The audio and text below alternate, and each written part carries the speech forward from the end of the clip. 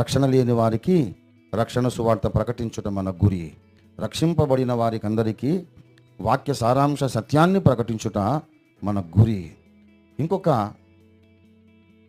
గురి ఏమిటంటే ఆయన పోలికగా మనము మార్చబడుట మన గురి. 2 కొరింథీ పత్రిక దయచేసి 3వ అధ్యాయం 18వ వచనం చదవండి, ముగింపు ప్రార్థించండి.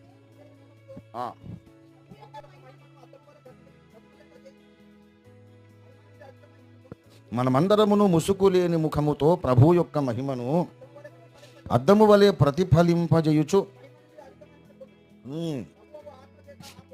ఆ పోలికగానే మనం మెల్లిమెల్లిగా రోజు కాస్త ఏమవుతుందని చెప్పండి, ఆయన పోలికగా మార్చబడుచున్నాము.